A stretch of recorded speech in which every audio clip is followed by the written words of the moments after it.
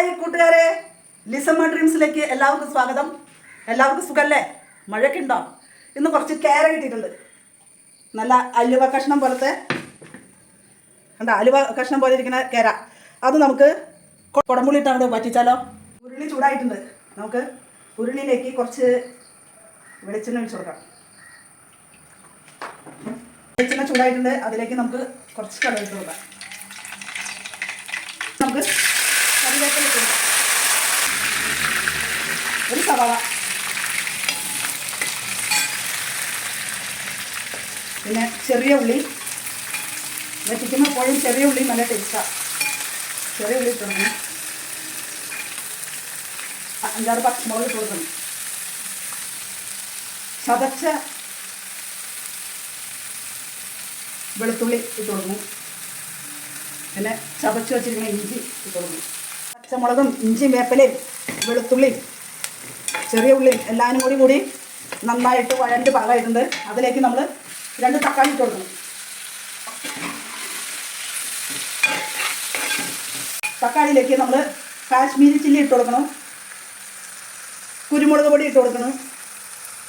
നമ്മുടെ സാധാ മുളക് പൊടി ഇട്ട് കൊടുക്കണം. കുറച്ച് ഉലുവ വറുത്ത് പൊടിച്ച് ഇട്ട് കൊടുക്കണം. മഞ്ഞൾപ്പൊടി ഇട്ട് കൊടുക്കണം.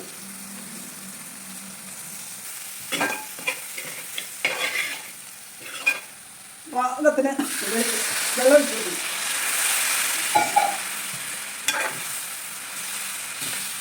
കുടപ്പുളി ഇട്ട് കൊടുക്കണം. പിന്നെ നമ്മൾ ഉപ്പിട്ട് കൊടുക്കണം.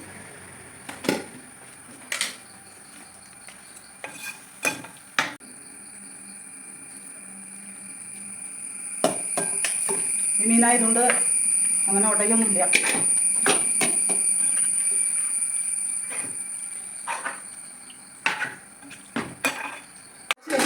മീനൊന്ന് വേവട്ടെ. 20 മിനിറ്റ് ആയിട്ടുണ്ട്. നമ്മളിത് കണ്ട വെളിച്ചെണ്ണൊക്കെ തെളിഞ്ഞ് വെളിച്ചെണ്ണൊക്കെ തെളിഞ്ഞ് വെള്ളമൊക്കെ വറ്റി കുടംപുളി എല്ലാം യോജിച്ച് പാകമായിട്ടുണ്ട്. ഇങ്ങനെ വെച്ച് നമ്മുടെ കേരക്കറി റെഡി ആയിട്ടുണ്ട്. മൂടി വയ്ക്കില്ല. എല്ലാവരും ഇങ്ങനെ ഒന്ന് ട്രൈ ചെയ്ത് നോക്കിയിട്ട് പറയണം. എനിക്ക് ബെല്ലൈക്കൺ കൊടുക്കണം. സബ്സ്ക്രൈബ് ഷെയർ ഒക്കെ ചെയ്ത് തന്നെ പ്രോത്സാഹിപ്പിക്കണം. ഓക്കെ.